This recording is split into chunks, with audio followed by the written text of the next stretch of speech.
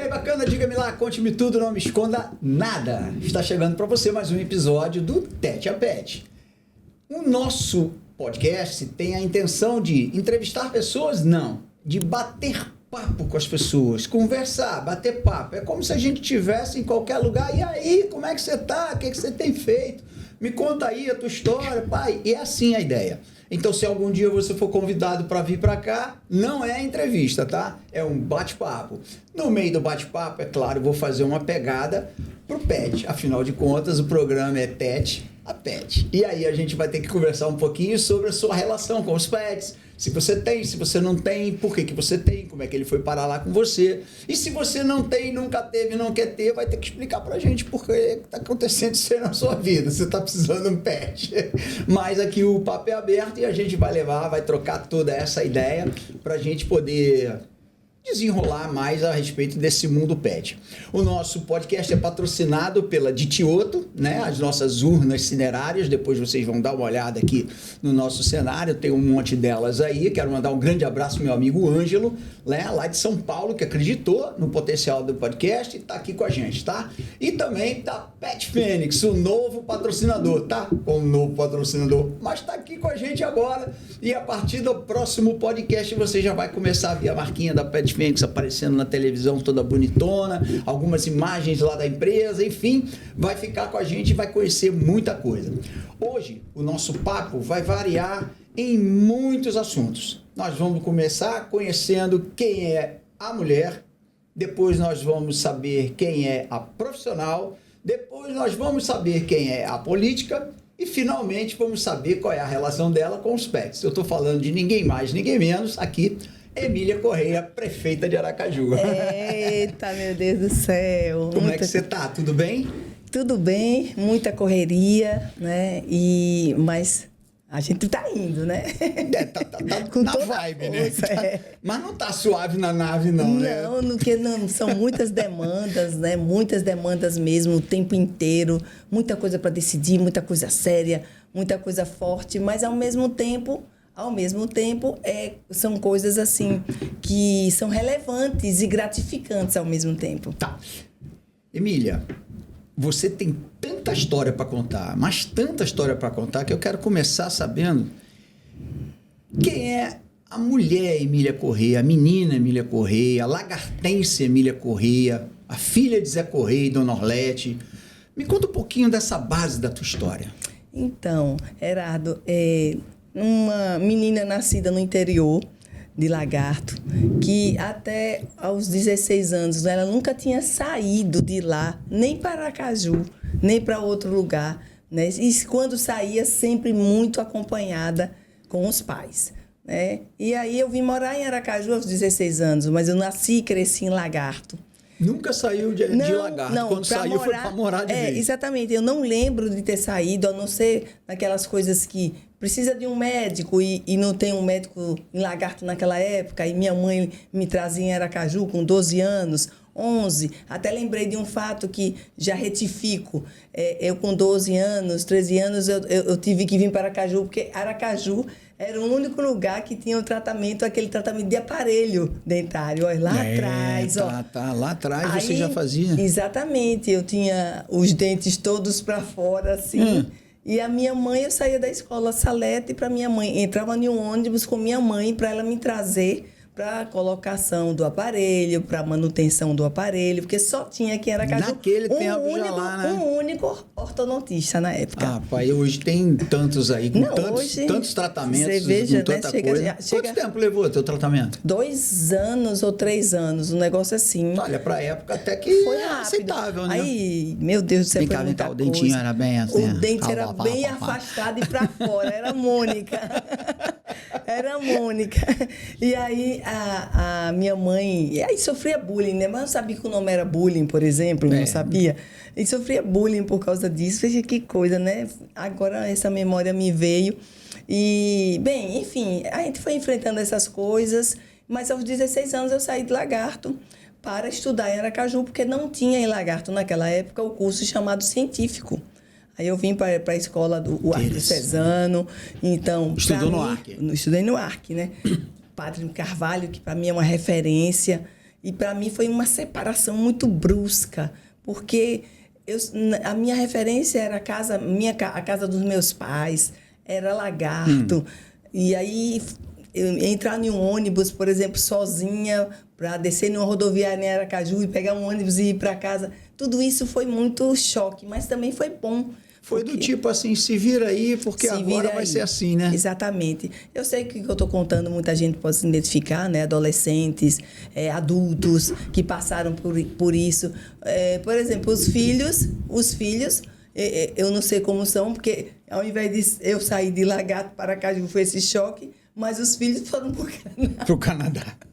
Para o Canadá. E sim, até justifica tanto sofrimento. Mas eu sofri como se eu estivesse indo para o Canadá, em termos de distância. Para você era uma distância enorme, em termos de distância, foi isso. Enorme. Então, essa foi a menina, a adolescente, que veio para estudar, que tinha uma obediência aos pais, de horário, de não incomodar ninguém, que eu morei na casa de uma tia-avó do meu pai.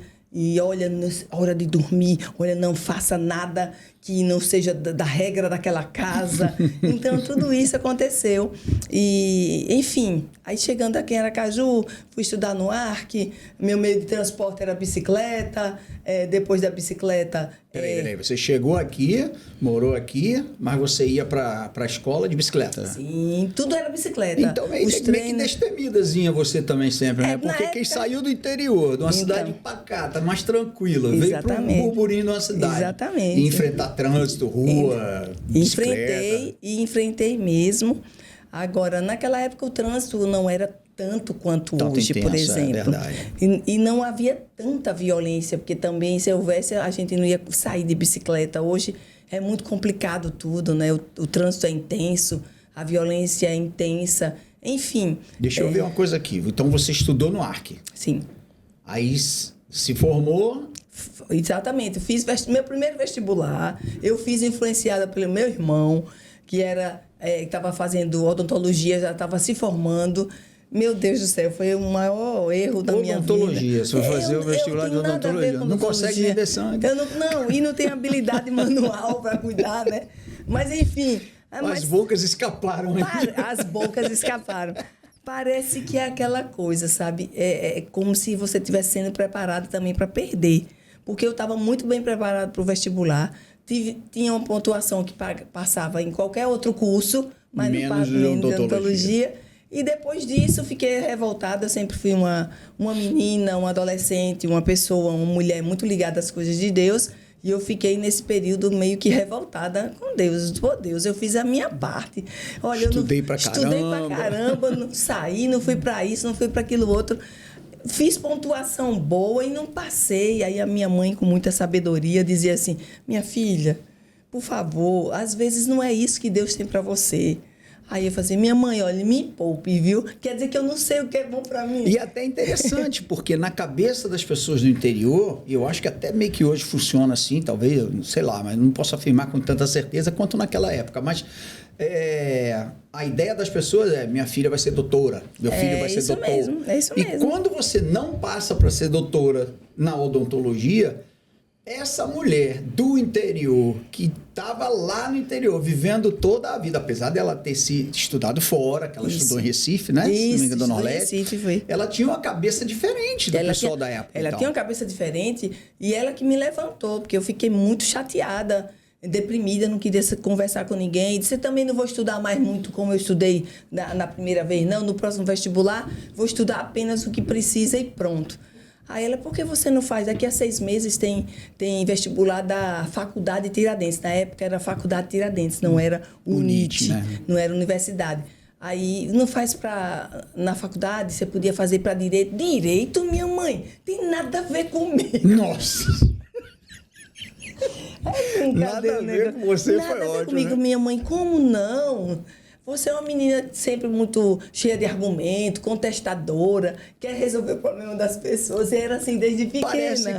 Parece que isso também é uma característica muito forte sua, porque você contesta tudo desde o tempo que teve que morar com seus irmãos, né? Exatamente. Para poder valer o seu lugar, apesar de ser mulher, aquela coisa toda, teve que... Olha, é muito interessante essa parte, viu? Essa parte aí, porque quando eu vim morar em Aracaju, segura a onda aí do vestibular, né? Tá eu legal, volto depois já. a gente volta pra ele. Não esqueço. Aí eu vim morar no apartamento que morava eu e 2 irmãos. Porque eu era mulher, no início, meus irmãos queriam que eu ficasse cuidando da comida, da casa, porque eu era mulher. Eu fiz, epa, não vim para Aracaju para cuidar da casa, não. Todo mundo veio para Aracaju para estudar. Então, vamos ter aqui um calendário de tarefas. Um dia de um... Vamos dividir. Cada dia aí dos 3 vai pegando. Mas, olha... Dia do meu irmão mais velho era terrível, ninguém comia direito, porque ele não fazia absolutamente nada que prestasse. Então, eu, para não fazer, eu ia fazer o meu sanduíche só para poder ensinar a eles que tinha que se virar, né? Ou seja, você marca a presença, você já diz para que veio em qualquer território. E isso começou dentro da tua própria casa. Com certeza, exatamente. Na verdade, junto com os teus irmãos isso, e tal, exatamente. ali naquele ambiente. E era discussões quando o outro não fazia a tarefa. Olha, você não lavou a louça? Eu não vou lavar não, viu? Eu não vou, essa louça é sua. Isso com os 2 irmãos, né? Mas o mais que realmente não tinha jeito muito com a casa e nada era meu irmão mais velho. Enfim, voltando... Do vestibular, aí ela disse, por que você não faz direito? Aqui, tá vendo? Esse papelzinho ela vai anotando para não perder o rumo da história. Porque é muita história. Mas você vê, é um papel muito especial. Muito especial. É um papel que eu não posso... É igual o meu, é um pedaço da folha do caderno do cara que te passou. Mas é bom assim. Bom é assim, vai dar certo. Aí minha mãe foi que visualizou, entendeu em mim que eu deveria fazer direito. Aí, quando ela disse isso, eu contestei logo, o direito? Não tem nada a ver, minha mãe. Aí já começou contestando. Eu vou fazer jornalismo, eu disse a ela, né? Naquela época, o vestibular tinha primeira opção, segunda opção, né? E aí, ficou essa conversa na hora que fui me inscrever. Aí veio a voz da minha mãe, eu ia botar jornalismo. Aí veio a voz da minha mãe no ouvido, eu botei direito. E a segunda opção, jornalismo. Acabou que... Eu atuei sempre nas 2 coisas, né? Nas 2 coisas. De certa forma, o futuro se desenhou, você sendo foi exatamente isso. Pouco de cara. Aí eu passei no vestibular sem ter estudado. Eu já tinha estudado demais, ou seja, já tinha uma bagagem. Boa base, né? Uma boa exatamente, base. Uma boa base. Mas foi tipo, a diferença de um para o outro foi de 6 meses. Mas eu continuei estudando. Eu só não dei aquela... Foi com tanto afinco e foi quanto até foi. Bom, sabe por quê? Desestressou, porque né? Desestressou, porque o psicológico estava liberado. O emocional é que acaba com a gente, né? Verdade. Isso fica um recado para muita gente que está aqui assistindo a nossa conversa. Acaba com a gente. Você pode estar super preparado, mas se você não estiver bem emocionalmente, as informações fogem da sua cabeça. E aí eu passei em 12º lugar. Fiz o curso de Direito, daí vem a história depois da conclusão da defensora pública. Calma, que a gente vai conversar. Como é que teve colocação na tua vida aquele vai e vem, Lagarto, Aracaju, Lagarto, como é que você procedeu com isso? Você sentia falta da tua cidade? Meu Deus. Ou você preferia ficar em Aracaju? Eu sentia muita falta da casa dos meus pais. A referência era essa. A casa dos meus pais, eu sentia muita falta. Porque eu não fui criada muito de estar nos lugares. Balada, nada disso, não. Sempre... então, eu sentia muita falta da casa dos meus pais.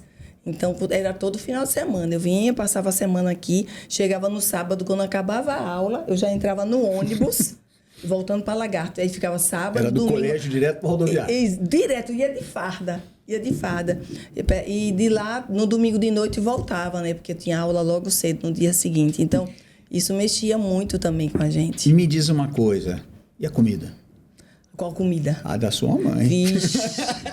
Eita comida boa, eita saudade. A vontade de chegar em Lagarto não, logo e ela pegar preparava, o almoço ainda, né? Era aquela mesa super farta, né? O tempo todo, que no interior tem isso. Foi tão impressionante. As pessoas, elas não têm, por exemplo, um poder econômico muito elevado, mas a mesa é farta, né? De coisas boas, de coisas saudáveis. É né? Que não é impressionante como acontece isso. Me fala um pouco da sua parte de vender discos na loja do seu pai. Meu pai via em mim, você devia seguir, você devia ser comerciante. Eu, não venha nada, não comerciante não. Estou aqui ajudando o senhor porque tem que ajudar.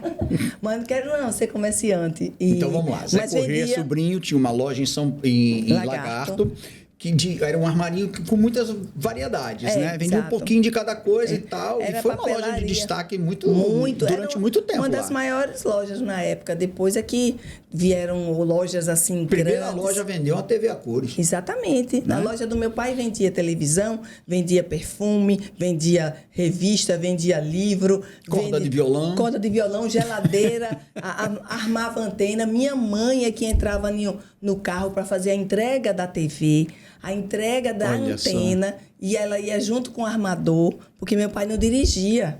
Meu pai ele dirigiu uma vez, mas sem de querer cumprimentar o povo, não tem. Não dá para dirigir e cumprimentar o povo, não. Aí minha mãe aprendeu a dirigir, inclusive enfrentando preconceitos, né? Meu pai não queria que ela dirigisse, meu pai era do tempo que mulher não usava calça comprida. É nesse DNA aí que a Emília Corrêa foi, então, né? Exatamente. Contestadora, marcadora de território, defensora das próprias ideias, né? Exatamente. E valorizando as raízes, né? A parte que faz de você uma pessoa família, ligada ao seu clã, ligada aos seus, né? Aí, vamos lá, tu chega em Lagarto depois da escola, né? E aí? Não, aí chegava morrendo de fome. Pra variar. Porque saía da escola. Meio-dia, pra chegar em Lagarto. Meio-dia, chegava em Lagarto, que o ônibus levava 1h40, 1h30, porque ia parando sempre, né? Chegava em casa azul de fome. Então, ali, quando a gente tá azul, fica mal-humorado. Ninguém pergunta em nada, né? É só chegar, então tem que comer primeiro. Ela já sabia, minha mãe já sabia disso. E aí, ela nem perguntava nada. Aí eu chegava, qualquer coisa que alguém dissesse ia receber um pit daqui. Aí ela, minha filha, disse, minha mãe, olha, por favor, tô chegando. Ela ficava calada, botava um prato de comida. Depois que eu comia, eu estava ótima. Muito sábia, dona Orlédia. Muito sábia mesmo, incrível. Mas vamos lá, como é que vendia disco na loja? Que eu tô querendo saber até Vendia disco hoje. na loja? Olha, gente, é o seguinte, olha. Meu pai acordava os filhos, tipo... 7 da manhã, 6h30, porque dia de segunda-feira em Lagarto era dia de feira, né? Então o movimento da loja era grande. Então ele acordava a gente, vamos para a loja, dia de feira. E a gente ia naquela vontade, né, para não ser o contrário. E aí chega cliente, e lá tinha a parte dos discos de vinil, de Roberto Carlos, e tinha sempre o lançamento, né? Que coisa que resgatou. E era você que mostrava, passava música por música naquela faixa, na vitrola. Na vitrola, então tá. Aí a gente como é que você convencia o pessoal a vender, a comprar o disco? O disco do Roberto Carlos está maravilhoso, não tem uma música ruim. Vou passar para o senhor. Aí passava um pedacinho de uma música, depois um pedacinho da outra e tal. Roberto sempre foi muito fácil de vender. E quando você vendia o disco? Tinha alguma sensação de vitória, alguma coisa? Poxa, eu vendi um disco. Vendia. Não, meu pai dizia que eu tinha muita facilidade para conversar com o cliente. Ele tinha muito isso, né? E vendia fácil. E quando ele tinha um olho também, além do tempo dele como comerciante. Porque meu pai era muito de agregar, de puxar a pessoa para perto, né? No sentido das vendas, principalmente. Ele não, se você fosse comprar lá uma tinta de cabelo, que tem muita história de tinta de cabelo do meu pai. Não. Aí ia vender, ele não conversava simplesmente da tinta. Como é que a senhora está? E aquela coisa toda, entendeu? Que bom. Então a gente ele acaba era um cara aprendendo. muito bem entrosado com o pessoal que entrava na loja. Meu pai tinha uma facilidade de comunicação muito forte, né? Com as pessoas. Então ele trazia as pessoas para perto. Então alguém que ia na loja comprar somente uma tinta de cabelo, acabava levando um disco, acabava levando um perfume, porque ele mostrava a novidade. Ele era, com certeza. Então, um cara simpático, contagiante, sempre sorridente também, essa era importante. A história da Emília adolescente, da Emília criança, mas nesse patamar mais de adolescência já, entendeu? Da praça ali, Filomeno Hora, da pipoca do seu menino, da hora do pão. Isso aí eu anotei ali, viu? Esse negócio da pipoca.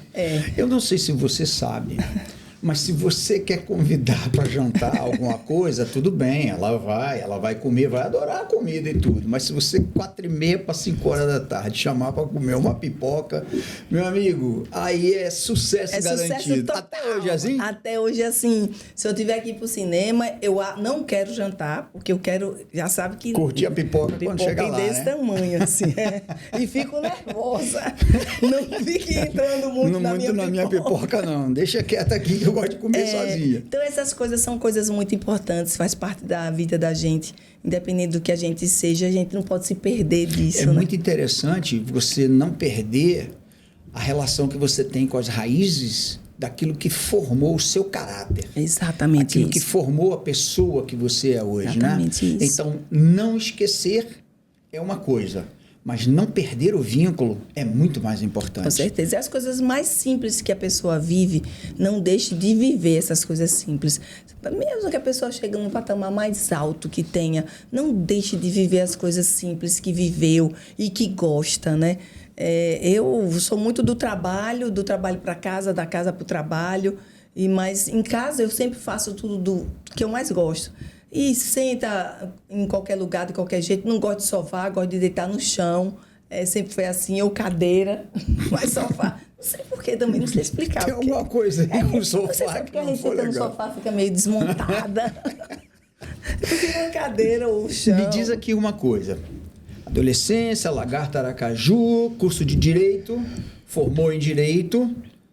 Por que você não abriu seu escritório? Por que você não foi trabalhar com a advocacia privada? Por que você não se dedicou a um ramo da advocacia que, por exemplo, poderia te dar mais grana? Com certeza. Qual foi o gatilho da escolha? Tem muito a ver, eu acho que isso vem com você e você não identifica de logo. Você vai identificando depois o seu talento, o que verdadeiramente liga você a alguma coisa. E cuidar das pessoas mais necessitadas veio comigo. Mas veio mesmo. Porque é como você disse, quando eu me formei em Direito, eu tinha sido já estagiária na Defensoria. E eu fiquei apaixonada por aquele trabalho, né? E como estagiária, eu fazia tudo que um defensor fazia. Eu só não assinava peça como defensora, assinava até peça como estagiária. Né? A defensora, o defensor assinava e eu assinava como estagiária. Então, aquilo me despertou muito para cuidar das pessoas. Eu venho também de uma história de lagarto, onde eu via meu pai conversar com as pessoas mais simples e ajudar as pessoas mais simples. E eu gostava de conversar com aquelas pessoas que estavam necessitando de ajuda em alguma coisa. Às vezes era ajuda de uma informação. E aquela informação era uma riqueza muito grande.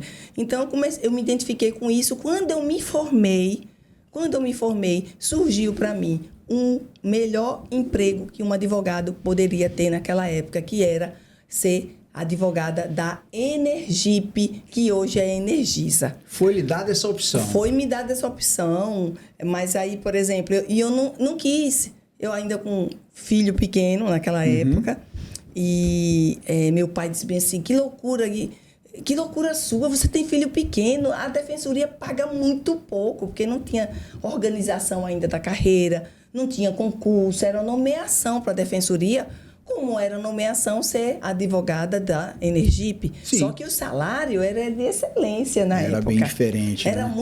Todo mundo então você queria. Optou por uma carreira que você se identificava mais com o que era feito ali, sim, do que com a proposta salarial. A proposta salarial, foi isso. E aí eu fui muito criticada por ele e tal. E ele disse, minha filha, é uma loucura você ser defensora. Ele até disse ser defensora de bandido. Eu falei, calma, meu pai, não é assim não. Não é assim, aí não. Já é outro capítulo. Aí é outro capítulo. É a área do direito que você se especializou. Exatamente. Mas vamos lá. Mas na cabeça das pessoas, ser defensor era ser defensor de pessoas, de bandido. E não funciona assim, né? Não é assim. Aí eu falei, meu pai, é o que eu gosto, é o que eu quero. Aí foi quando ele abriu mão e eu consegui, né, através dele, ser nomeada como defensora pública na época. Pronto. Dali para frente não parou mais. E eu lembro que antes disso, né, tinha realmente o Rodrigo, filho ainda pequeno, né? E tinha que cuidar e tinha que me desdobrar. E eu não fazia uma coisa só nunca. Porque... o velho ciclo, né? Mãe, mulher, trabalhadora, exatamente. Tudo tem que andar no mesmo ritmo. E você lembra que com a academia eu ainda me dividia. Com a academia, com a defensoria, com a mãe, com tudo isso. E tem muita gente que não sabe que eu fui professora de academia. Professora de ginástica. Professora de ginástica de academia, professora de academia de ginástica localizada, de aeróbica de alto impacto, Tinha naquela época, eu acho que isso ajudou muito a quebrar meu joelho hoje. Porque, e a história tá contada ali. Né? E, enfim, tem muita história nessa história. Uma coisa importante nessa passagem da academia movimento. Isso. E eu lembro que naquela época não se cobrava muito a habilitação das pessoas para trabalharem na área. Exato. E o cara tinha jeito, né? Levava jeito. Dava aula. Né? O diploma dele era na faculdade leva jeito. Aí ele ia, dava aula e acabou e virava professor da noite pro dia. Exato. Né? Aí o que aconteceu? Eu me lembro bem que você não curtiu muito essa história de não ter a habilitação. E aí você fez vestibular para educação física. Exatamente. Já formada em direito, já advogando, já na defensoria, na verdade. Eu estava dando aula e comecei a não me sentir bem, porque eu estou ocupando o espaço de um profissional. Se eu fosse pelo menos acadêmica, estava justificado, mas nem acadêmica eu era. E aí eu quis fazer o vestibular de educação física, passei. Então, me tornei acadêmica, né? Aí dava aula na academia. Dei aula na academia com 8 meses de gravidez. Fazia abdominal. Aí, seu Everardo dizia assim, esse menino vai nascer aqui na sala. Na sala de ginástica. Sente aí pra eu ver como é você que é. Meu Deus do céu. Depois dessa fase que você começou a se dedicar integralmente à defensoria pública, você atuou só em Aracaju? Não, eu atuei em Aracaju, eu atuei em Socorro, eu atuei em Lagarto, eu atuei em Ribeirópolis, de vez por outra, o defensor-geral fazia portaria para eu ir fazer júri em Simão Dias, júri em tal lugar, porque tinham poucos defensores que faziam júri e eu tinha muita habilidade no júri, então... de vez por outra eu era mandada para o interior, mas atuei por mais de 2 anos, 1 ano e pouco em Lagarto, 2 anos em Ribeirópolis, em Socorro eu passei um bom tempo trabalhando na defensoria, ou seja, em muitos lugares. Viajou um bocadinho. Agora vamos lá, você falou aí júri, por que essa predileção pelo direito criminal? Pois é, porque eu atuei no direito de família, no direito do consumidor, no juizado chamado Pequenas Causas, que hoje é juizado especial. Eu atuei nessas áreas todinhas. Isso me deu muita condição para depois aparecer a comunicadora, né, no direito. Sim. Mas essa questão aí da especialidade é que surgiu uma vaga. Eu já estava no interior, e que no interior você é clínico geral. Você faz tudo no interior. Você atua no direito penal... Você me empresta a sua caneta só para eu fazer uma anotação. Você atua no direito penal, você atua no direito civil, direito de família. É clínico geral quem está no interior. Então, no interior, eu me tornei defensora de verdade, sabe? Porque eu tinha várias áreas para atuar. E quando eu quis voltar para Aracaju, surgiu a vaga no Tribunal do Júri de Aracaju. Aí eu corri. Então foi aí que... E meu primeiro júri foi em Ribeirópolis. E eu fiz com uma certa facilidade o júri, mas perguntei à juíza, que eu tinha muito senso de responsabilidade, não é porque eu gostava de fazer aquilo ali, que de repente eu pudesse estar ali porque eu gosto, mas não estou sendo boa e estou prejudicando a liberdade das pessoas. Porque tem gente que não tem noção. Não tem noção. Eu faço porque eu gosto, mas às vezes não faz bem e prejudica. Não faz bem, aí prejudica. O primeiro júri que eu fui fazer em Ribeirópolis, eu chamei a juíza Gardenha. Doutora Gardenha disse assim, você vai me observar. Você é minha amiga também. Você vai me dizer se eu levo jeito ou não levo, porque eu não quero prejudicar a vida de ninguém, a liberdade de ninguém. E foi meu primeiro júri e eu absorvi, né? Consegui absolvição e perguntei se foi sorte ou se realmente... Porque tem foi sorte competência, né? Ela falou, minha amiga, você é boa pra caramba. Olha aí. E isso foi uma coisa assim que eu sentia dentro de mim, mas eu queria ter certeza. E aí, quando surgiu a vaga do júri, que aí seria uma digamos assim, uma coisa especializada, né? Uma vara só de júri. Aí foi quando eu me inscrevi, tinha pouca gente se inscrevendo, porque ninguém queria o júri. O júri é muito pesado mesmo. É pancada. É muito pancada. E aí eu ocupei a vaga e voltei para Aracaju. Eu estava em Nesse tempo eu estava em Lagarto, me parece. Aí voltei para Aracaju. Eu estava na vara criminal em Lagarto. E voltei para Aracaju para ocupar a vaga do júri. Cara, aí foram 20 anos no me júri. diz aqui uma parada. Como é que é, rapaz, para uma pessoa que é contestadora, que gosta de marcar presença, que gosta de discutir, lógico, quando eu falo discutir, é a discussão sadia, né? Sadia. De defender ideias. Isso. E que hoje te levaram onde você chegou. Hoje você é prefeita de Aracaju, foi vereadora. E quando você vai para o júri, ali tem uma vida dependendo, né? Exatamente. Eu não estou querendo fazer um paradoxo. Agora são milhares de vidas. Então. Agora são milhares de vidas para você defender. Mas ali naquele momento existe um acusador, existe a promotoria, existem os jurados que estão ali para analisar e tudo mais.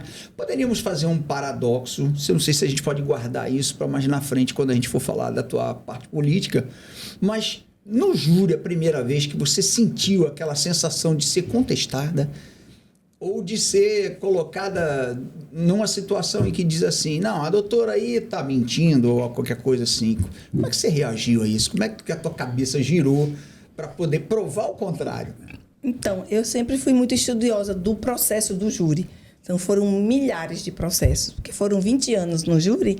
Então, quem mais trabalha no júri é o defensor público, que o assistido, ele não tem condição de contratar um advogado e é necessitado, é vulnerável, né? Economicamente falando. Então, quando aconteceu isso pela primeira vez, eu estava muito preparada, porque eu sabia exatamente tudo daquele processo. Então, se eu fosse colocado que aquilo não existia nos autos, aquela prova não existia, que eu poderia estar mentindo, né? Ou simplesmente... perjúrio. Exato. Aí eu tinha como desfazer tudinho pelo conhecimento que eu tinha dos autos do processo. Aí isso me deixava segura. E assim foi. Qual foi o júri que demorou mais? Você atuar? Eu acho que... eu não vou lembrar do júri, eu vou lembrar do tempo que a gente saiu do tribunal, tipo assim, 4 da manhã, aqui, no tribunal do júri. Isso é muito cansativo, é desumano, é desgastante. A mente também já está totalmente esgotada. Ainda bem... Olha, lá eu já tinha essa visão. Quando tem júris complexos, por exemplo, o certo é marcar, já deixar tudo certo para o dia seguinte, dar continuidade. Hoje já se faz isso, mas no meu tempo não. A tinha hora que começava tinha que terminar quando terminou. Ou seja, entendeu? Explorar tudo. Então, a gente era muito puxado. E ali eu saía do júri dirigindo, voltando para casa, esgotada, sabe, de madrugada. E para dormir? Demora, porque não, você ainda fica tá lá, tudo né? Tô lá ainda. Você continua lá no júri ainda teve, inclusive, um caso muito interessante, que eu saí do júri exatamente muito tarde, de madrugada, assim, e quando eu ainda fui dormir já muito tarde, e tinha um programa, aqueles programas de rádio de 6 da manhã, que eu sempre ouvi rádio, aí dizendo, defensora quase absolve bandido, não sei de quê. Eu ainda estava na vibe, no espírito do júri, liguei pro programa de rádio. Não, liguei, porque ele estava dizendo ali. Tá. Foi você a manchete. O cara que estava apresentando o programa. Os programas de rádio que começam às 6 da manhã e tal, lá na Rádio Jornal. Lembro bem. Aí dizendo, defensora quase absolve bandido. Eu falei, gente, que é isso? Liguei, disse, eu quero participar. Diga que é a defensora Emília.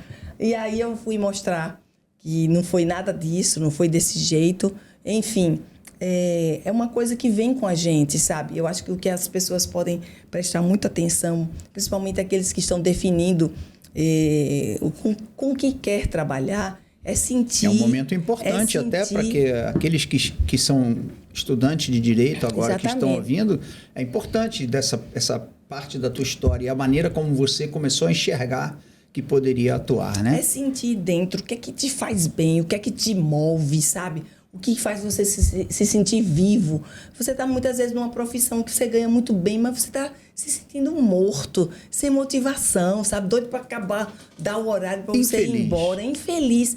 Essa não é o talento dessa pessoa. Então E a radialista Emília Correia? Rapaz, isso é muita história. Fala defensoria. Começou fala defensoria. Aí, né? Aí eu já estava na TV Cidade, né? Aí, na TV Cidade já tinha Questão de Direito. Tinha a TV Cidade Questão de Direito, que também foi muito impressionante eu estar nesse mundo de comunicação. Você sabe muito bem que quando chegou o convite e o pensamento de ir para uma TV fazer programa de direito, eu disse o que eu disse para minha mãe, nada a ver. Nada a ver, olha que deu. Eu disse, nada a ver. Não, mas você vai lá e faz um teste. Não vou, porque não tem nada a ver, eu não sei fazer isso, não. E tudo aconteceu naturalmente, eu resolvi enfrentar. O legal é que eu resolvi enfrentar. Eu não disse nada a ver e fiquei. Eu disse nada a ver, vou lá. Ou seja, você aceitou o desafio. É sempre assim na minha vida, como né? sempre fez, Exatamente. Desde o tempo de sair de Lagarto, Exatamente. vai morar em Aracaju, Sempre assim. vai morar com 2 irmãos seus que Isso. querem que você lave a roupa, Tá, tudo bem. Aí tem isso aí. Aí você foi e apresentou durante quantos anos o Fala Defensoria? Olha, Foi na Rádio Jornal, né? O Questão de Direito foram 11 anos na TV Cidade. Aí eu comecei em 98 na TV Cidade e o Fala Defensoria veio em 2003. Já foi consequência da apresentação do Questão de Direito, que era um programa só que entrevistava juízes, desembargadores, ministros, advogados, defensores, delegados, promotores, né? A gente sempre entrevistava gente da área. E aí eu fui chamada para apresentar esse programa Fala Defensoria pelo então defensor-geral Renan Tavares. E aí ele fez um contrato junto à Rádio Jornal e ele disse, eu quero você apresentando. Eu disse, rapaz, eu nunca fiz rádio. Ele fez, você também nunca tinha feito televisão. Você nunca tinha feito televisão? Pois é. Aí eu fiz, é verdade, mas rádio deve ser diferente. Aí ele fez, não, mas vai dar certo. Vai dar certo. Lá vai eu. Lá vai você. Lá vai eu. E nisso... Já foi a Vera ou fez um testezinho antes? Não, já foi ao vivo. Já foi do tipo, tá no ar, vai embora? Tá no ar. Eu mentalizei na minha cabeça, antes eu vou fazer exatamente assim, assim, assim, assim. Porque eu era rata de rádio, de ouvir rádio toda a vida. Então, eu tinha mais ou menos o jeito, pelo menos, de como se fazer, né? Tá. Mas não teve nenhuma orientação, olha, faça assim, ou aula, não. Depois é que a gente foi fazer tudo que a gente precisou fazer, inclusive, para ter a carteira, a DRT. A DRT. Aí, porque já estavam reclamando, porque a gente estava no ar sem isso, a gente fez o curso, ok. Deu tudo e mais certo. uma vez você se sentiu incomodada. Eu me senti incomodada, vamos fazer. Habilitação para poder estar aqui. E aí tive habilitação. E foi exatamente assim. Todo mundo no dia da estreia do Fala Defensoria, foi o defensor-geral, o corregedor, tudo no estúdio. O dono da rádio, não, o coordenador-geral, superintendente. Augusto Júnior, que já não está entre nós. Aí tava lá, meio até uma pressão, né? Aí, aqui sentei, aí quando começou a estar no ar, gente, parecia que eu já estava fazendo não sei quanto tempo. Bom dia, e já foi embora. E aí vai embora. Parece que essa é uma característica sua de quando aceita os desafios, não é mais um desafio quando começa. É tipo uma coisa que você já fazia. Não sei se porque você fazia na mente ou porque você... Eu não sei. Eu acho que vem essas coisas, Gerardo. Eu acho que assim como você, quem está acompanhando, se prestar atenção um pouco em você e quem mais presta atenção em nós, aí dá uma retrospectiva aí, vai no retrovisor. Não são nossos pais? Os pais da gente muitas vezes conhecem mais a gente do que a gente mesmo. Isso é até um recado para os pais e filhos. A mãe e o pai enxergam muito mais naquele filho do quem ele é, o que ele pode ser. Do que ele mesmo. E aí, quando tem essa ajuda, é muito importante. Isso eu fui me descobrindo, né? Eu fui me descobrindo. Minha formação era direito, não era comunicadora. Só que a comunicadora já existia lá dentro, né? E ela foi despertada, porque a oportunidade apareceu. Eu acho que está escrito, quando está escrito na história da gente, alguma coisa mesmo. Assim. E foi um sucesso. Tem um pouco a ver com destino também, O programa ficou no ar, uns 17 anos. Puxa vida, e olha, e tem um detalhe, eu não 6 da manhã. Eu não tinha remuneração. Peraí. Acordava todo sábado, meus colegas diziam assim, você tem um pouco de juízo, porque sábado é o único dia que se pode dormir um pouco mais. É o dia que você acorda mais cedo. Eu fiz, mas eu vou com tanta alegria. E eu não sabia o que é que estava se desenhando ali. Que coisa interessante. Meio que eu uma cachaçinha aquele rádio ali, né? Ave Maria, que negócio bom de fazer. Eu vou porque gosto. Se perguntar entre televisão e rádio o que você gosta mais, eu vou dizer rádio. Mas aí não dá. E sem remuneração. Não tinha remuneração. Tive uma ajuda de custo no início do Fala Defensoria. Depois não tive mais. Mas não larguei. Porque depois do Fala Defensoria acabou e eu já engatei com Em Sua Defesa. Lá no rádio. Ah, tá. Depois do Fala Defensoria veio Teve Sua Defesa. Verdade. Que eu continuei, a instituição desistiu, mas eu não desisti, né? Aí ficou Em Sua Defesa e continuei fazendo o mesmo trabalho. Você acha que essa base da comunicação, rádio, televisão, foi que te projetou, foi o que te ensinou a se projetar como explorando mais a tua veia política, talvez a forma de falar com as pessoas, de se dirigir às pessoas, de conseguir a atenção das pessoas, agregado, obviamente, com essa preocupação que você sempre teve, que disse aqui, em ajudar, em optar por uma carreira, por exemplo, que trabalha mais com o povo necessitado do que com aquele que poderia te pagar uma causa muito bem. E aí, então, você entra pela veia política com essa pegada, ou a política é latente dentro de você há muitos anos, porque seu pai era político e você conviveu com ele na política lá da cidade do interior, que é forte pra caramba, muito. Ainda mais lagarto, né? Saramandá e boli-boli, aquela história lá. E aí, então, você entra na política, você acha que a pegada foi essa ou estava aí dentro adormecido só? Eu não sei, tudo meu... parece que quando as coisas estão para acontecer, eu não sei e rejeito, porque eu rejeitei a história que seu curso é direito, não tem nada a ver, né? Nada a ver. E era o curso da minha vida, né? Impressionante. Veio essa questão aí, por exemplo, do emprego para a advocacia, e eu não quero isso. Ali eu já sabia o que eu queria. A comunicação, ela foi importante, mas eu não sabia que ia dar na política, porque eu tinha aversão à política. Então, olha o contraditório. Viveu com um político, que o pai era político. Mas é porque eu vivi com ele, o que eu via na política não me agradava. Porque de tudo que não me agradava dos políticos, da mentira, da utilização do dinheiro público, da manipulação, das ameaças, né? Aquilo ali não me agradava, eu tinha aversão. Tanto é que já me enxergavam como política, e aí, certamente por causa da comunicadora, me enxergavam, e quando chegava a época de filiação de partido, eu desligava meu telefone. Porque não parava de convite de partido. Para você se entrar para o partido, para poder seguir. Aí eu não queria me filiar, porque Deus me livre, eu fazia. Aí, sabe, as coisas sendo encaminhadas para aquilo, não por mim. Aí acredito que seja, com certeza, por Deus, porque Deus é que traça o caminho da gente, Ele já sabe da vida da gente toda. Só que Ele também deixa você dar o tempo dele, né? O tempo é dele, mas está dentro também do seu tempo. Um salto quântico você deu para vereadora, mas quase foi deputada federal. Pois é, em 2018, já vereadora, e aí me candidato para deputada federal, e foi incrível, porque, na verdade, me lançaram, o meu partido me lançou a senadora, e na pesquisa eu já estava... Inclusive, em 2018, Alessandro foi o candidato, e ali o meu nome estava já disparado na pesquisa. O nome dele nem aparecia ainda. Mas aí o próprio partido, o presidente de então, na verdade, estava fazendo aquilo para negociar. E aí, quando eu soube disso, ele disse, você não vai ser mais candidato ao Senado. Eu disse, como não vou?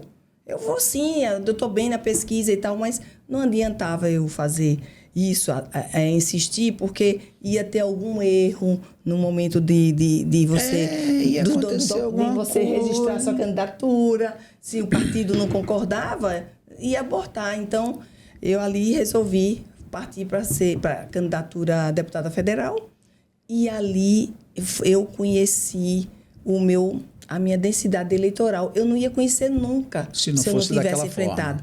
Mas foram quase 53 mil votos. Eu fui mais votada do que 3 que entraram.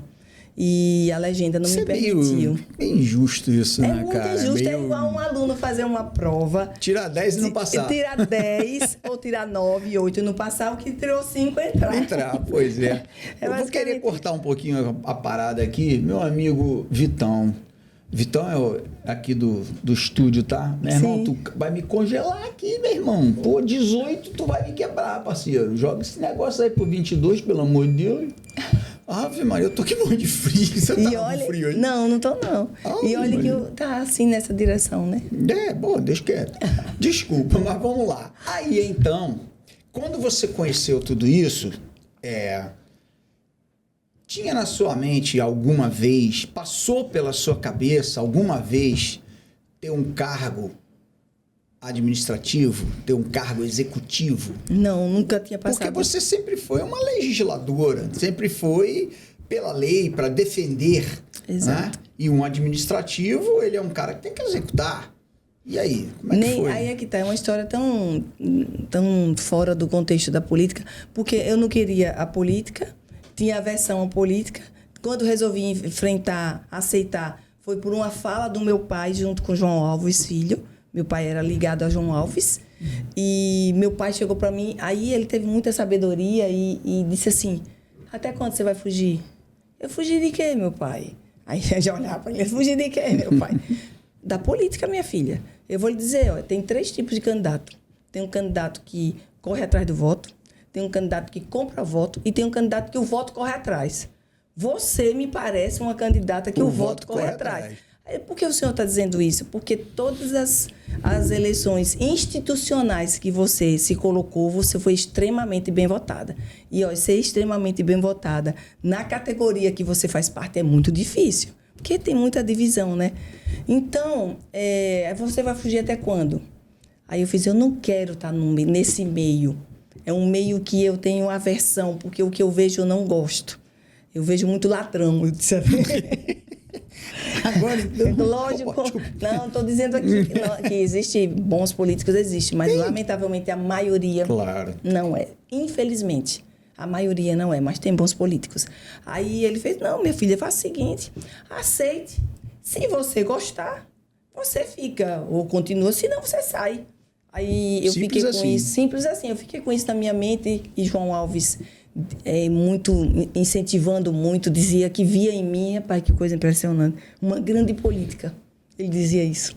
Acertou. Quem teve essa visão também, não sei se você lembra dele, Gélio Albuquerque, do Identidade. Ele, quando me entrevistou, ele disse, eu vejo em você uma política assim de alto nível. Porque está dentro aí da defensora, da comunicadora, eu não tinha sido nada ainda de política, ele estava vendo isso. Aí eu fiz, você está vendo muita coisa, que eu acho que não tem nada disso. Tem nada disso, enfim. Dessa fala do meu pai, eu enfrentei e fui. Então, não tinha na minha cabeça ser candidata a vereadora, muito menos candidata a prefeita. Até porque o executivo, eu já vi que tudo que eu tenho muita resistência é o que acaba acontecendo depois da minha vida. Porque o vereador, o parlamentar, ainda tem um certo controle sobre o seu mandato. Porque é o quê? São os seus assessores que vai te assessorar e tal e tal. Mas um executivo é muito complicado, né? E da minha cabeça eu via assim, muito complicado, porque é muita gente e se alguém ali que trabalha com você vacilar, você que paga o pato. É muito injusto isso. Mas eu não tinha... nas suas costas que cai a culpa. Exatamente. Ou seja, não teve planejamento para isso. Não teve planejamento. Eu vou fazer... Eu vou ser prefeita. Nunca rolou essa história. Não, mas não mesmo. Aí... E não teve também, eu vou fazer um programa de televisão para eu me tornar conhecida, porque eu quero ser candidata a alguma coisa. Porque começa assim, né? Se lança na comunicação para ganhar imagem, projeção, para poder se lançar na política. Não teve isso. Eu fui entrar na política, eu acho que 12 anos depois que já era comunicadora. Ou seja, tem gente que lança o programa num ano, no mesmo ano é candidata. No mesmo ano. Não tinha Diz uma coisa. Tá, agora você é prefeita. Aí pronto, agora... E agora? Como é que tá?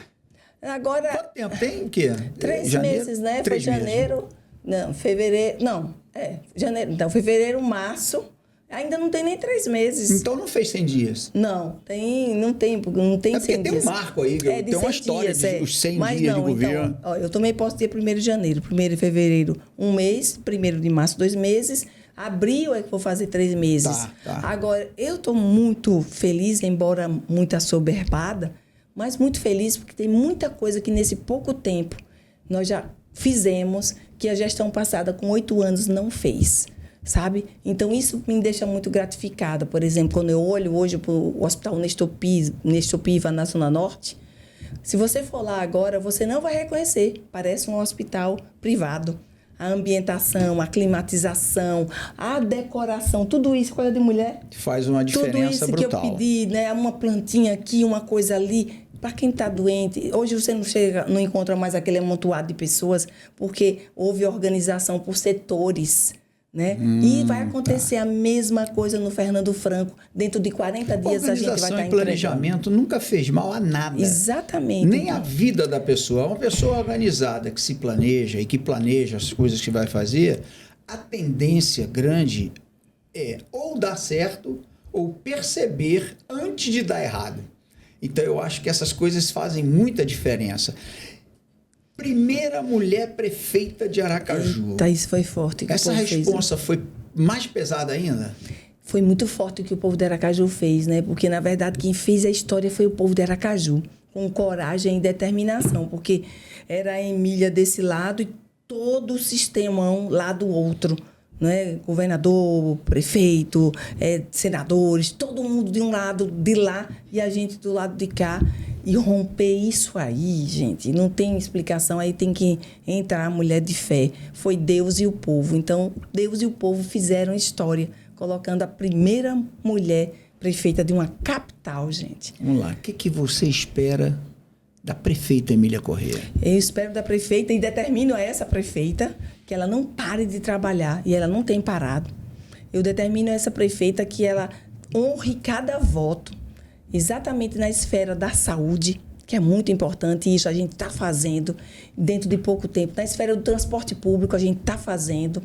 Né? Já colocamos ônibus, já tiramos algumas latas, algumas sucatas. Latas velhas mesmo. Já colocamos seminovos, está chegando agora novos ônibus, 0 quilômetro.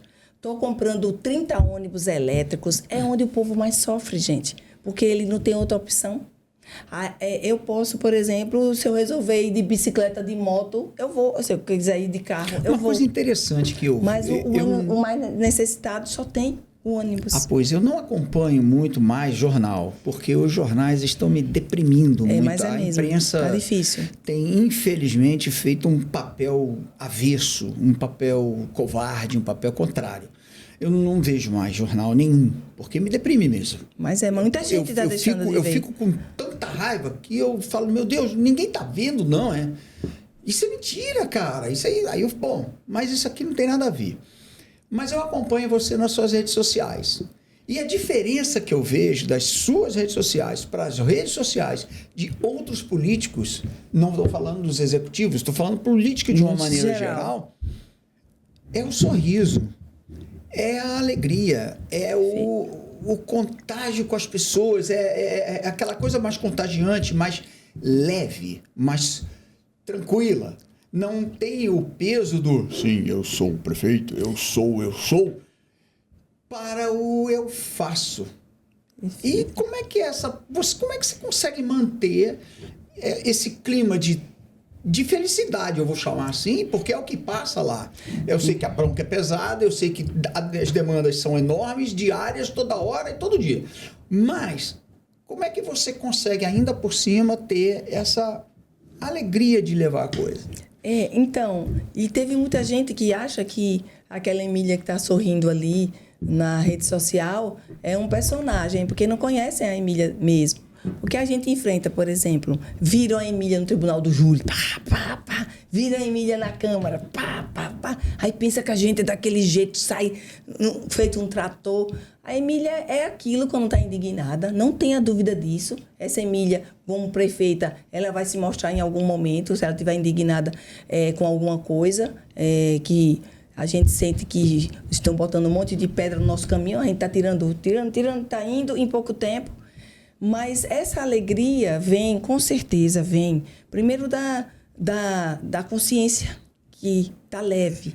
A consciência está livre. Eu não estou devendo em lugar nenhum, então não tem peso, sabe? E aí, quando eu vou fazer... É completamente diferente. É completamente diferente. Não tem amarração, não tem negócio. Tá livre. Eu não estou presa a ninguém, eu não tenho coleira, não tem ninguém me colocando coleira. Embora, porque a gente é mulher, todo mundo acha, muitas vezes, que tem sempre... Essa é a mulher que está no comando. Não é, não. Quem manda mesmo é o cara que está ali. É o assessor, é o secretário tal, é o marido, é o irmão. Nunca é a mulher. E não é assim. Quem conhece a história da Emília sabe que não é assim. Então, esse sorriso que sai assim com essa facilidade, com certeza é da consciência tranquila de que eu estou cumprindo o meu dever. E outra coisa, eu fico muito feliz. Eu viro criança, acreditem nisso, quando a gente vê uma coisa feita. E dando como certo. Deveria estar sendo feita. Dá certo. E dá certo. Porque por exemplo, tem tudo para dar certo, amanhã, vai dar certo. Essa semana agora, nós entregamos uma praça. Uma praça ali, perto do farol da Coroa do Meio. E quando eu cheguei, o projeto não era meu. A gente já está entregando, porque estava praticamente pronto, a gente fechou, encerrou, mas eu modifiquei algumas coisas. Eu dei o toque de mulher nos bancos, eu dei o toque de mulher numa cor. Já é outra praça, eu dei um toque de mulher, eu quero que plante mais árvores, eu quero árvores. Então, isso me dá uma alegria, que às vezes eu fico me controlando para não ficar... Sabe Camila, quando era pequenininha, que ficava assim... Pipoquinha saltitante. Juni, que quando eu fico saltitante mesmo, mas eu me controlo, que a gente é julgada de tudo o tempo todo. Esse sorriso vem daí. Só pode vir daí. Cara, eu acho que é o seguinte, não vai dar. Não vai dar. Um podcast não vai dar. Então, eu tô achando... Nós já estamos com quanto tempo aí, Vitão?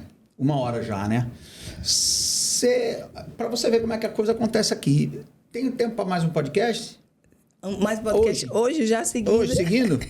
Legal? Topa? Bom, então já está aqui, né? Pode ser? Vitão? Tem gravação daqui a pouco. Tem gravação daqui a pouco? Não vai dar? Rapaz. Fica para depois. Mas eu tenho que... Mas eu topa gravar outro depois? Sim, topa gravar outro. Eu gostei o Rafite. Vamos fazer o seguinte, então. Porque a história é bonita e é longa. E por ser bonita, ela cativa. Eu me perdi no roteiro. Porque eu queria ter falado da tua vida com os pets. E tem muita história. Tem muita história para contar, mas eu vou aproveitar esse tempo que a gente tem aqui ainda. Me perdoe, porque eu queria muito continuar podendo falar que você vai fazer ainda pela causa animal na cidade de Aracaju. Vamos. Porque nós temos muitos projetos bonitos acontecendo, nós temos... Enfim, a gente vai falar um pouco mais sobre isso.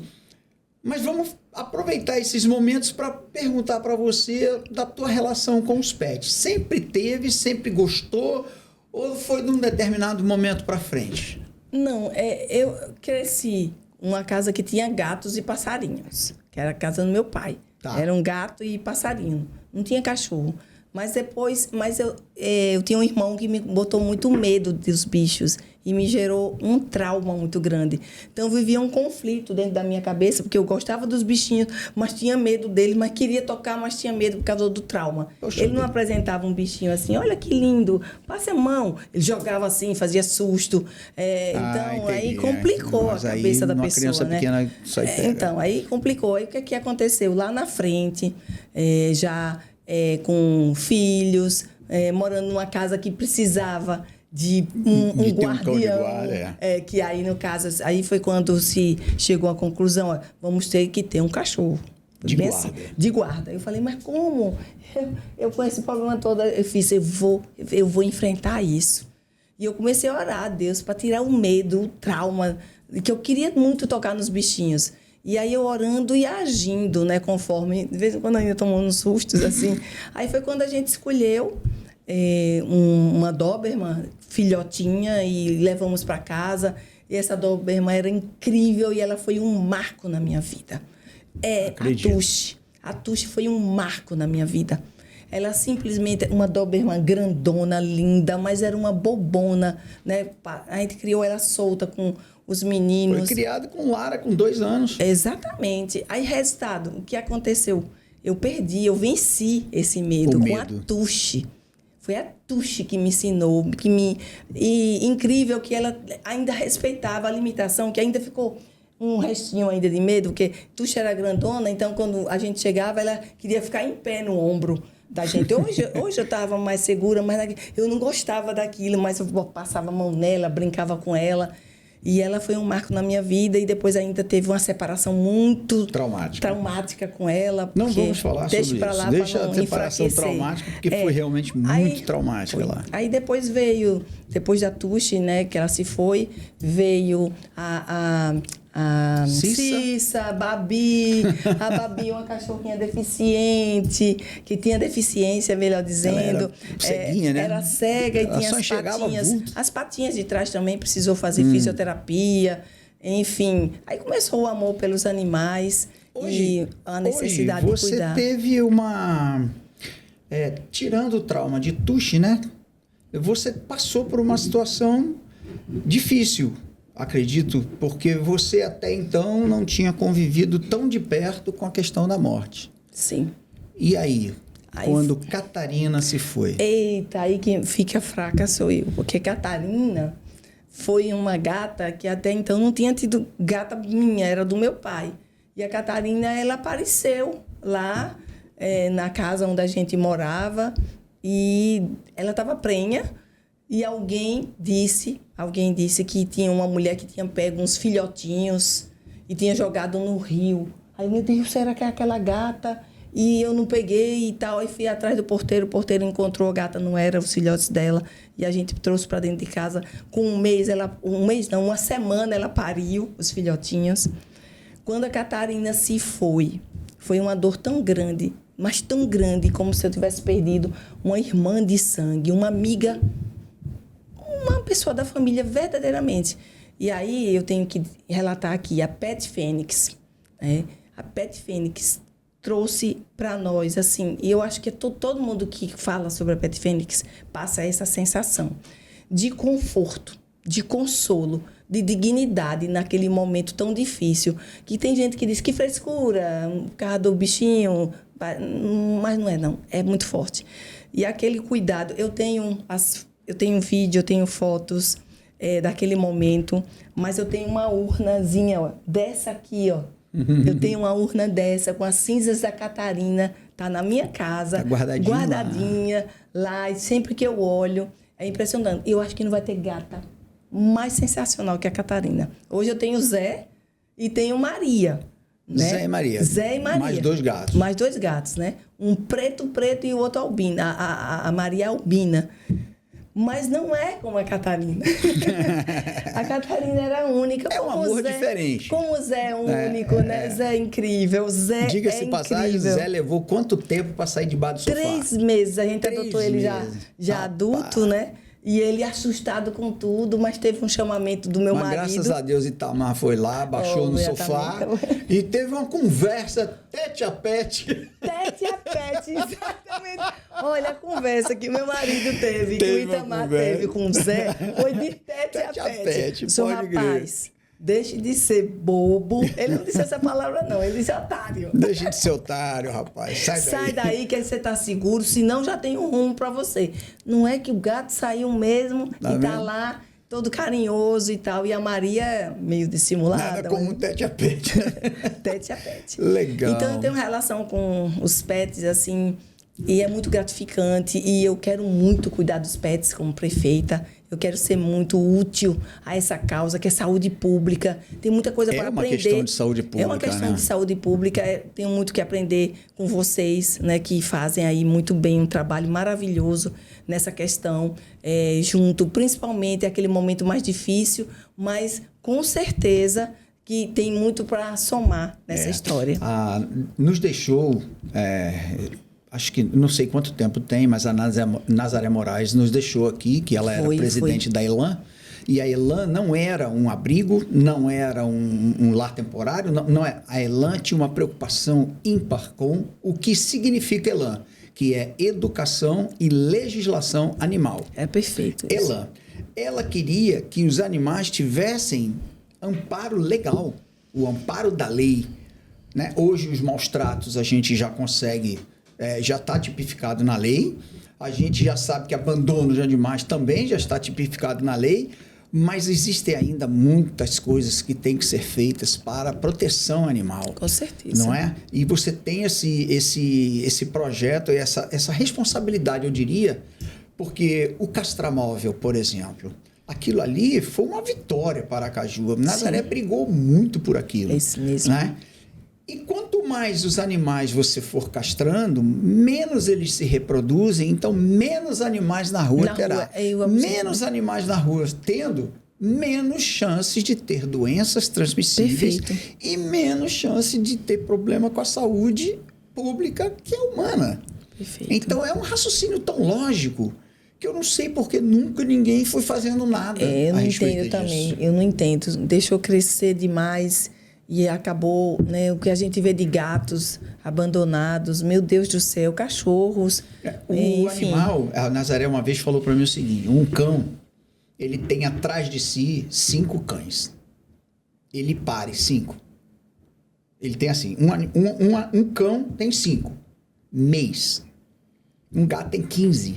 Exatamente, é muito gato. O rato tem 45.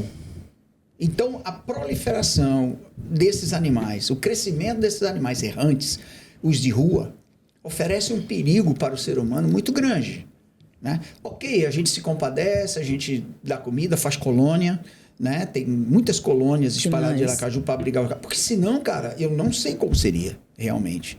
E não tem abrigo que dê conta. E não tem lugar que caiba tanta maldade do ser humano em largar uma gata prenha, uma cadela prenha, com os filhotes na porta de um abrigo e dizer, cuida aí. Como se aquela pessoa já é uma abnegada de fazer o que faz, ter ainda que amparar aquilo ali. E, obviamente, tem a morte. Tem a morte. São muitas mortes animais. E o destino desses animais? Pois então, a saúde pública aí. Saúde. A gente conhece alguns dos absurdos que estão acontecendo em Aracaju com relação à destinação desses animais, né? Por exemplo, para incineração. A incineração não é o caminho certo para a destinação de corpos nem de animal nem de humano, porque é cremado junto com lixo hospitalar. Meu Deus do céu. É o lixo hospitalar, aquelas coisas do hospital, papapá. E aí eles também recolhem animais. É uma brecha na lei que tem, que eu não sei o que é direito. E aí eles colocam o animal lá. O certo é a cremação. Fazer o que a Emília Corrêa, que gosta de pet, a vereadora, agora prefeita, mas aquela defensora pública fez. Ter consciência. Exatamente. Ter isso. a capacidade de entender que é preciso fazer aquilo que é certo. Hoje você não tem. Você olha para a sua urnazinha lá. Não lembra de Catarina? O tempo inteiro. As coisas que ela fez. E comparo com os de hoje, e a urna está lá, está na sala, está lá. Eu olho e lembro dela. E vive das boas lembranças. Com certeza. Porque a morte é uma consequência natural do ciclo da vida, é biológico. Mas as lembranças, isso sim, aí sim é uma coisa muito forte. Como o prefeito, inclusive, está no nosso programa de governo e a gente vai cumprir, e eu não quero demorar a cumprir, a gente vai construir o hospital veterinário, que é importante exatamente para esses animaizinhos que não têm condição de serem tratados. A gente vai construir isso, mas eu não tenho dúvida. O pet móvel, que tem a função de ser itinerante, de fazer exames, de fazer orientação à população em relação aos animais. Mas a gente tem muito mais para também receber de vocês com o conhecimento que tem. Legal. Exatamente nessa questão final, né? Nessa questão a final. Se coloca à inteira disposição para isso. Quando eles morrem, a gente também tem que ter essa responsabilidade. Tem que ter, porque é uma questão de saúde pública. Legal. Doutora Emília Corrêa, prefeita de Aracaju, a primeira mulher prefeita de Aracaju, marcando sua presença no Tete a Pet, na vida de uma cidade que só faz crescer e ficar bonita, e agora vai ficar mais bonita ainda e alegre. Muito obrigado por você ter vindo, foi muito legal. Muito jóia. Muito obrigada. E se der, a gente vem de novo, viu? Eu gostei fazer muito desse amiguinho aqui, ó. Esse amiguinho aqui. Olha lá que lindo. São os enfeites das urnazinhas lá. E parabenizar o trabalho de vocês. O trabalho que vocês fazem é um trabalho incrível. e que dá uma dignidade muito grande no momento mais difícil, que é quando a gente perde o nosso pet. É a nossa missão. É isso aí. Valeu. Obrigado, doutora. Foi muito bom. A gente vai ficando por aqui, agradecendo aos nossos patrocinadores, a Ditioto, tá? Que traz pra gente aqui sempre uma urnazinha diferente, uma coisa para vocês conhecerem. E a Pet Fênix, obviamente, que patrocina o Tete a Pet, tá bom? A gente vai desejando a você que você faça 3 coisas. Só 3. É rápido, cara. Curte, comenta e compartilha, pô, né? Faz aí. Um forte abraço, a gente se vê. Tchau, tchau.